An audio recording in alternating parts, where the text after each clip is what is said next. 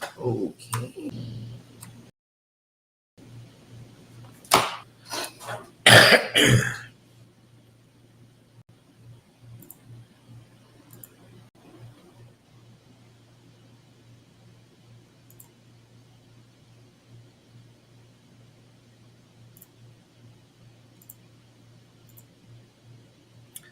Aha.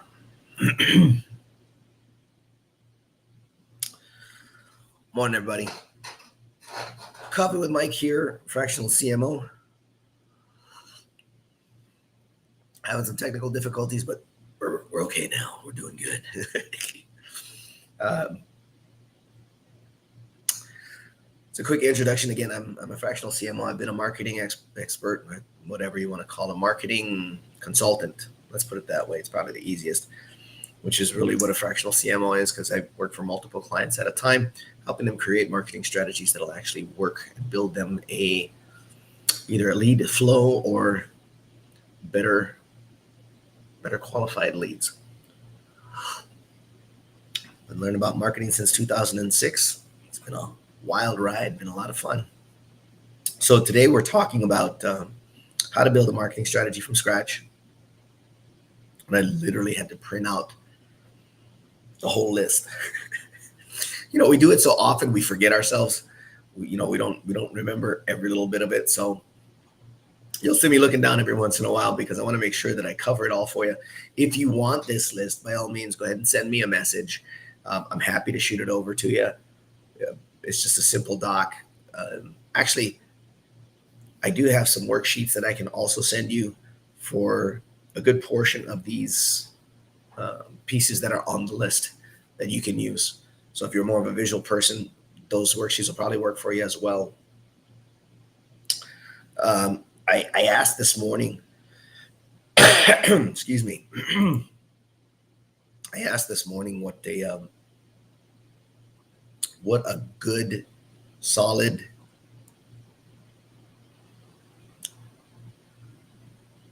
definition would be of what a marketing strategy is. And I put it into an analogy and I thought about it, and it's like, it actually comes down to, it's more like a roadmap. For those of you that are younger, maybe a recipe. Tech still uses the term roadmap. Excuse my voice this morning. It's a little crackly, a little rough sleep last night, but we're doing okay this morning. So it's a roadmap that'll help you get to a destination. That destination is usually, again, better lead flow, better traffic, or, depends on what the goals are. And we'll go ahead and go through this. Hopefully I can knock this out in about 20 minutes. Your first step is market research. You got to know if the market really is ready to receive what it is that you're going to bring to it. Probably one of the biggest steps that a lot of people miss before they ever get into a market. Big companies are wise enough to know better. They will literally spend a good chunk of change just to go look at a marketplace. There's a company that I researched and asked them about their market research, and they went digging just in Clark County for prospecting to bring in a few operators, licensed operators for their particular product. I asked them, I said, what did you figure out? What did you find? And they went into it. They got in pretty deep. It's like they figured out that they could probably have about 3,000 operating units out here in Clark County alone. I said, well, that's a lot.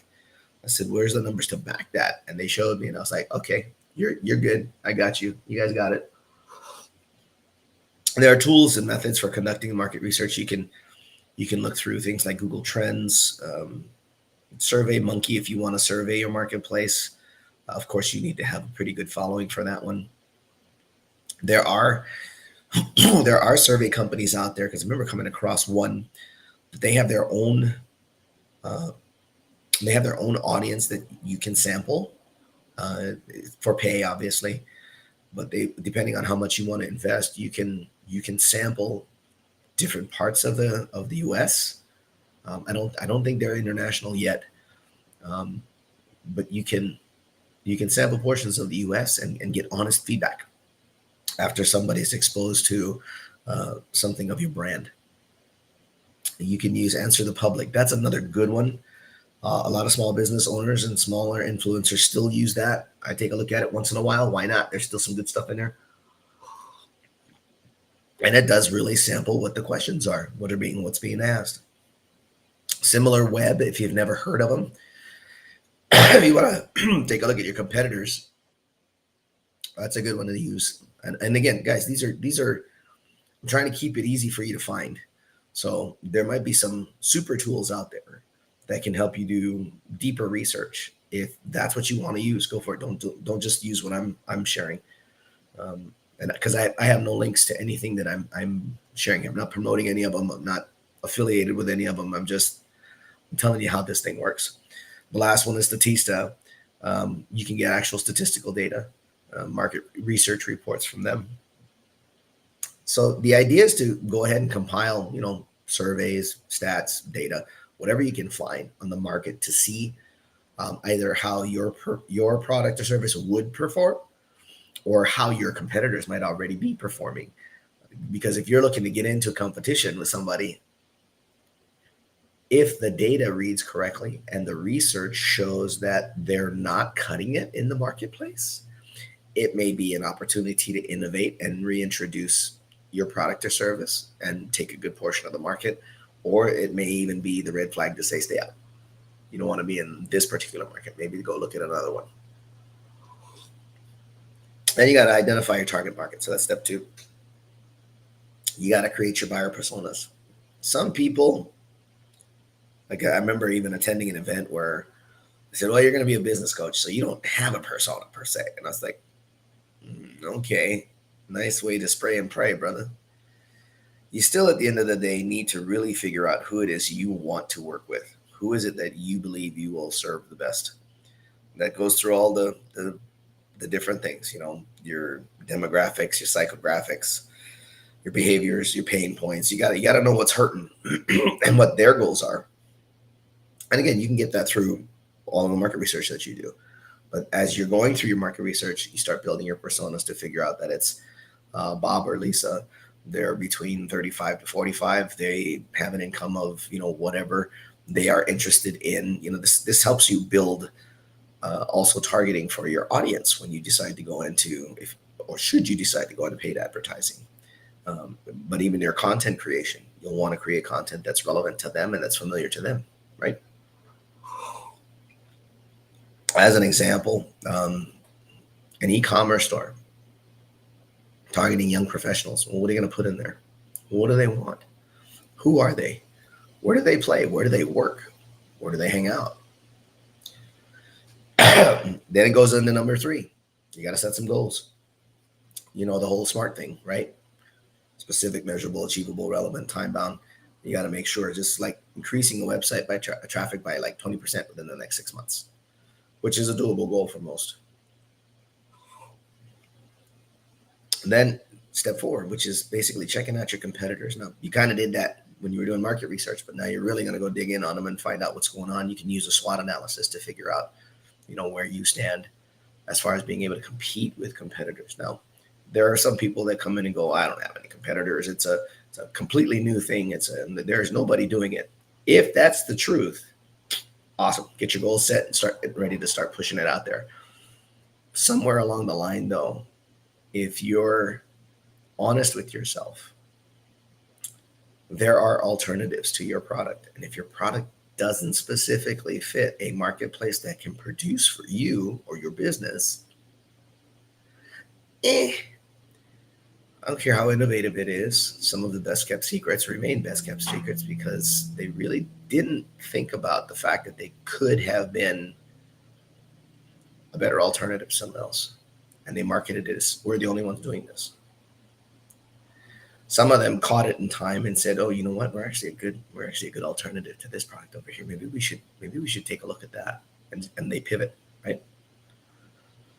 You want to plan these things out before you get to that point where you have to pivot. Because once you have to pivot, now you have to redo everything. And you possibly will have to reposture your branding and things of that nature. Number 5, you have to come up with a unique value proposition. People got to know why you are the brand that has their solution. Why you? What is the value of them doing business with you? You know, I have a UVP worksheet too. If you guys want one of those, it literally runs through. I think I have a copy of it here too. I printed out a lot of stuff last night, guys. I wanted to make sure that I got all this for you. Okay, so I actually have that's one of the worksheets that I have. It'll take you through defining your the importance of a UVP. Really is it's the whole reason that anybody would want to work with your brand, use your brand, purchase your product or service. A SaaS company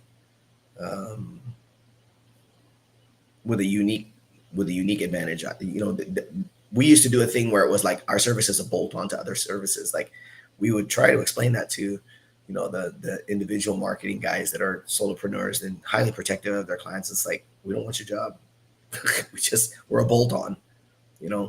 We make our income because we're able to do things with you and help enhance what you're already doing to make you more successful. Funny enough, I'll say 7 or 8 times out of 10, they weren't doing that much anyway. Our bolt-on wasn't going to help them.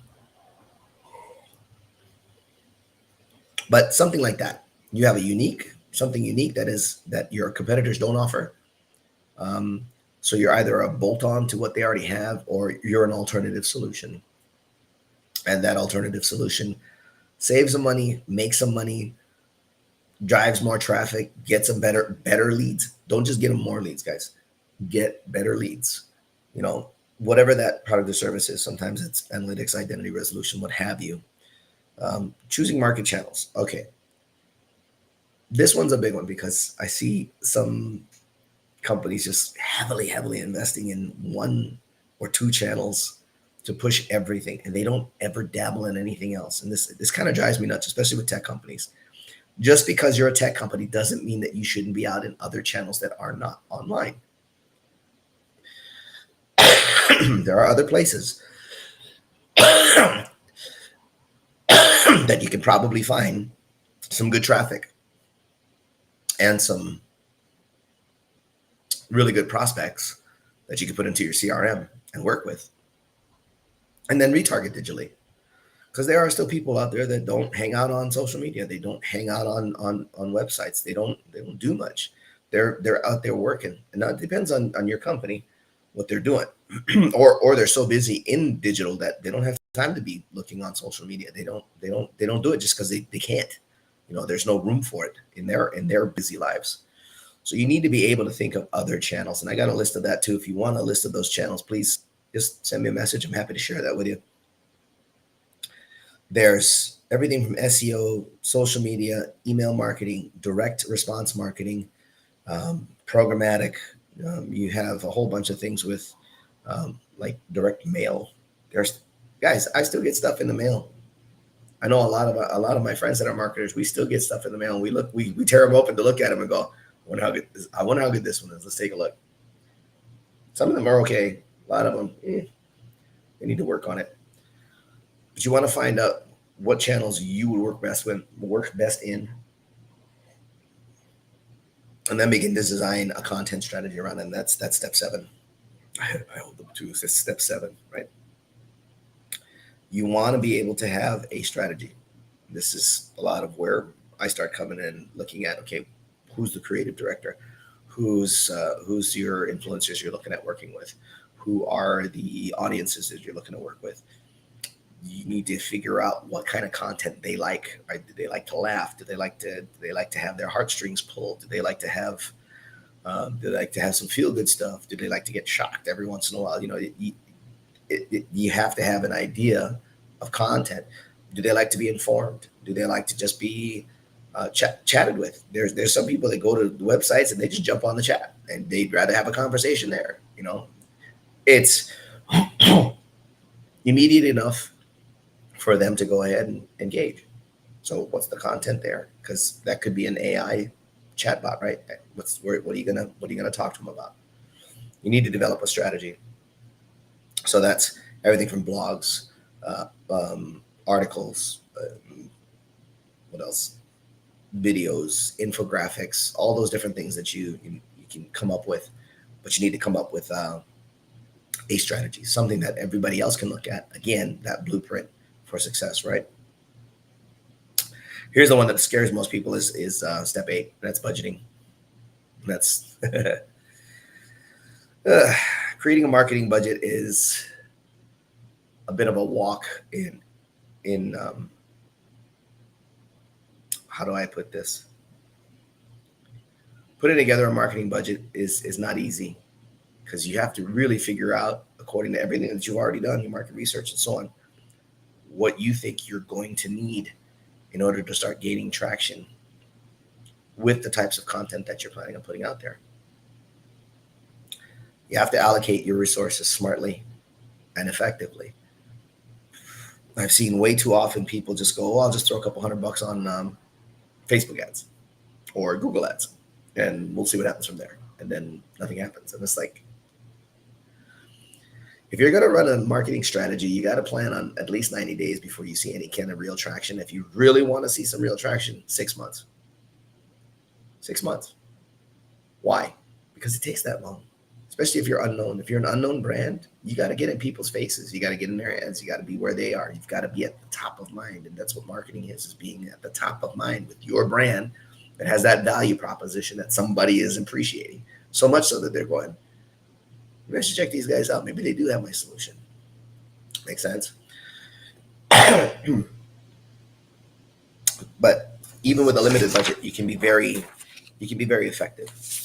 You have to plan it smartly. You have to figure out where you can get your greatest return on investment. Some guys are saying, well, it's all about ROAS. Okay.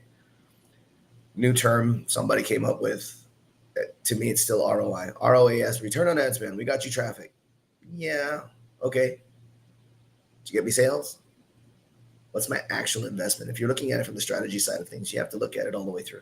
How much are we making back from what we're spending? I remember an article I read. I want to say it was Fast Company. I'm not sure. And it talked about, at the time, the one guy who was the most at risk for getting axed in a budget cut was the CMO. Because back then, and this wasn't that long ago, it was only about, this is 24, probably about 12 years ago, it wasn't that easy to prove your worth as a CMO running the strategy, running the marketing, stuff like that. I mean, yeah, you had analytics, you had data and stuff like that, but it wasn't as easy to go digging in as it is now. Now there's so many tools it's almost impossible to not prove when something is working or when it's not and why. So you can always focus on high return on investment activities. You can, even on a limited budget, you can still focus on high ROI activities. I've seen it done in SEO, which is one that takes a while. I've seen it done in ads. I've seen it done in programmatic. It really depends, again, on how well you've done your research and your planning. Step 9 is implementation and execution. I'm on tea this morning, not coffee. So there you have it. You got to take that strategy now and turn it into an actionable plan. Strategy, tactics, movement, actual movement. Time to get it going. Using project management tools like, I don't know, Asana, Trello, Monday, whatever works for you to be able to get things done. Depends on how deep in it. Some guys just use Slack, and work it through there. It depends on how intricate the strategy is that you're going to be implementing and at what stage you're at. You might do it in phases. You might just knock it all out at once, depending on what the product is. It might just be a strategy, guys. It might just be a strategy for one product that happens to be under an umbrella. Yeah. So strategies work. Just depends on what you're using it for. Then it goes back to monitoring and measuring. You got to know what you're doing. You got to know what you're getting. You got to see what's going on. And there's a whole bunch of tools that you can use for monitoring and measuring, depending on what content channel you're in. Obviously, you can use Google Analytics for SEO, for traffic monitoring. There's a myriad of other measurement tools for online stuff. Offline's a little difficult If you're doing direct mail, it's kind of a manual process, the old Excel sheet or CRM, which you can also use. Salesforce has a whole bunch of things that you can integrate now, HubSpot as well. I remember when HubSpot was just a marketing platform. My gosh, that was years ago. Now they're just this big honking giant behemoth that does all kinds of amazing things. After that, you start gathering case studies. You start looking for the primo stories of people that used your product and succeeded with it, whatever that product or service is. Sometimes they'll come right to you and tell you, yeah, I'll be happy to. I was working with a small brand that's making its way into the States. I think they're still making their way into the States. I haven't heard anything lately, but when we were sampling out it was a brain fuel drink. Great stuff, works well. We were getting people coming back to us like with testimonials galore. They're like, I don't get the jitters. I don't fall asleep anymore. We had this one person who literally has chronic tiredness, and she had to drive to San Francisco, and that's dangerous for her. She had one of our drinks and made it in 8 hours, no problem, off of one drink, and it has less caffeine than in the whole can. I mean, like, there's hardly any. And the premise on it was proper nutrition for the brain. So they have a good product. They need to work on their branding a little bit.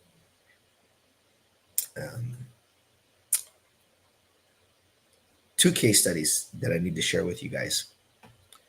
If you guys remember the Dollar Shave Club, yeah, I had to write these up too. This was cool.